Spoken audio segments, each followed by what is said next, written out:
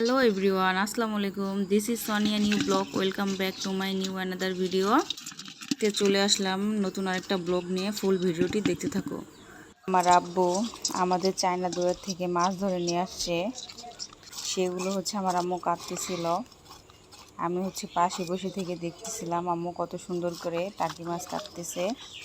মাছগুলো অনেক জ্যান্ত ছিল, লাফালাফি করতেছিল, তাই আম্মুই কাটতেছিল, আমি আর কাটিনি। এখন অনেকগুলো কাটা হয়েও গেছে অলরেডি। আমার আম্মু গাছ থেকে দুন্দুল কাটতেছিল, মাছ দিয়ে রান্না করবে। দুন্দুল কাটতেছে তরকারি রান্না করার জন্য।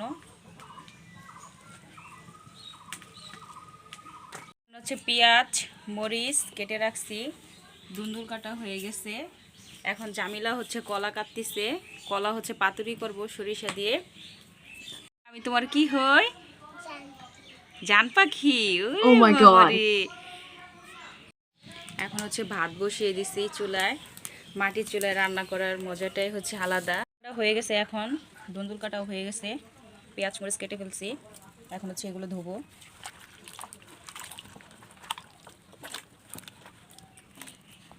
দুন্দুল ধুয়ে নেব। এখন মাছ ধুয়ে নেব সুন্দর করে।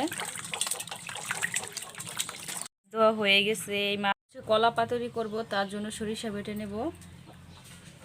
নাও জামিলা সরিষা পিষে দিচ্ছে, আমাকে বেটে দিচ্ছে। বাটা হয়ে গেছে, অনেক সুন্দর হয়েছে, মিহি করে বাটছে। চুলায় কড়াই বসিয়ে দিছি। এখন কলা সিদ্ধ করে নেব। ঢালা হয়ে গেছে, এখন রান্না করব। পাতুরি করবার জন্য পেঁয়াজ কাঁচামরিচ দিয়ে দিছি। এখন তেল দিয়ে দিব 3-4 টেবিলের মতো। পেঁয়াজ কালার চলে এসেছে, এখন দিয়ে দিব আদা রসুন বাটা পরিমাণ মতো, আর একটু দিয়ে দিব।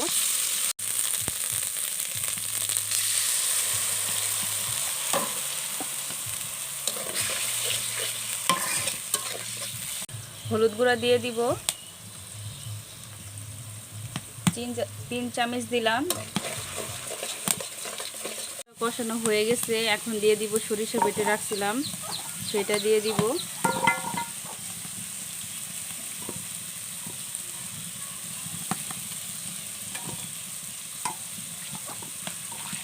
এখন নেড়ে দেবো ভালোভাবে। আপনারা এইভাবে কলা দিয়ে সরিষা দিয়ে পাতুরি রান্না করে খাবেন, দেখবেন ভালো লাগবে।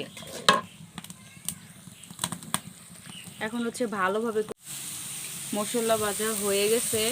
এখন কলা সিদ্ধ করে রাখছিলাম, এটা দিয়ে দিব।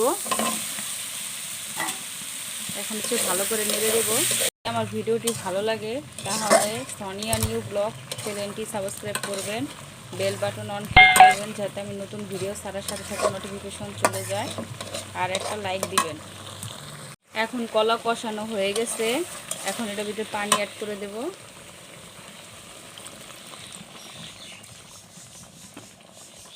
পরিমাণ মতো দিবেন পানি, আমি আর একটু দিয়ে দেব।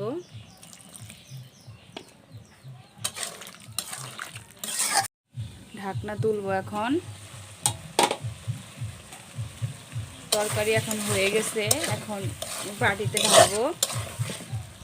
তরকারি হয়ে গেছে কলা পাতুরি। এখন মাছ ভাজবো, চুলায় তেল দিয়ে দিব। গরম হয়ে গেছে, এখন মাছ দিয়ে দিব তেলের ভিতরে।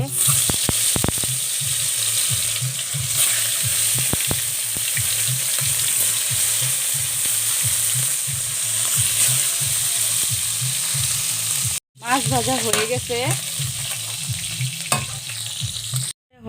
সবগুলো। পেঁয়াজ মরিচ দিয়ে দিছি তরকারি রান্না করার জন্য। এখন তেল দিয়ে দিব পরিমাণ মতো। এখন ভালো করে নেড়ে দেব। আদা রসুন বাটা দিয়ে দেব।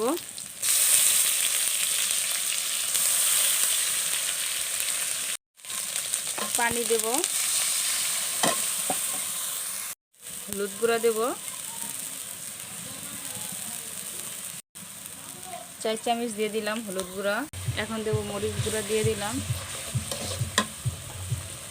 যে যেমন ঝাল খান দিয়ে দিবেন। ছোলা কষানো হয়ে গেছে, এখন দুন্দুল দিয়ে দিব।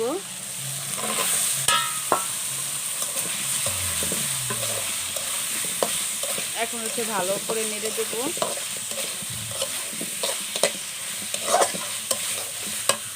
দুন্দুল সিদ্ধ হওয়া পর্যন্ত অপেক্ষা করব।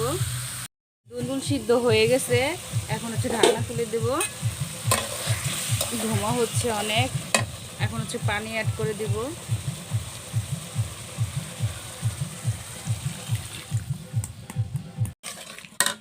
বলক আসা পর্যন্ত ওয়েট করব, তারপর হচ্ছে মাছ দিয়ে দিব।